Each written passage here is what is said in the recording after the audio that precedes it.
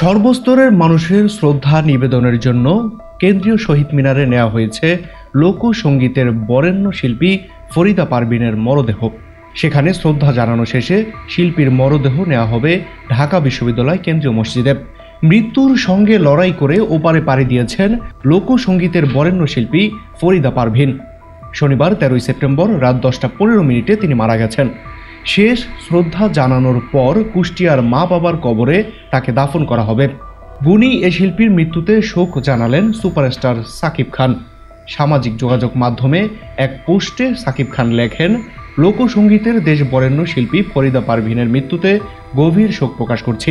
তিনি ছিলেন আমাদের লালন গীতি, নজরুল গীতি ও দেশত্ববোধক গানের এক উজ্জ্বল দীপ্তি, যার কণ্ঠে ছিল বাংলার মাটি মানুষের আত্মা ও সংস্কৃতির স্পন্দন।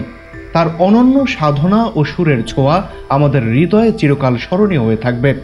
কলাকুশলী সহ সর্বস্তরের মানুষের শ্রদ্ধা নিবেদনের জন্য শিল্পীর মরদেহ কেন্দ্রীয় শহীদ মিনারে নেওয়া হয়েছে। সেখানে শ্রদ্ধা জানানো শেষে বেলা 11:30টায় শিল্পীর মরদেহ নেওয়া হবে ঢাকা বিশ্ববিদ্যালয় কেন্দ্রীয় মসজিদে। সেখানে আরেকটি নামাজে জানাজা হবে। আনুষ্ঠানিকতা শেষে মরদেহ কুষ্টিয়াতে নেওয়া হবে। সেখানকার পৌর কবরস্থানে বাবা মায়ের কবরে ফরিদা পারভীনকে দাফন করা হবে। উল্লেখ্য, লালনের গানের বাণী ও সুরকে জনপ্রিয় করার ক্ষেত্রে ফরিদা পারভীনের অবদান সর্বজনস্বীকৃত। শুরুতে নজরুল গীতি, পরে আধুনিক গান দিয়ে ফরিদা পারভীনের যাত্রা শুরু হলেও জীবনের বেশিরভাগ সময় কেটেছে লালন সাইয়ের গান গেয়ে।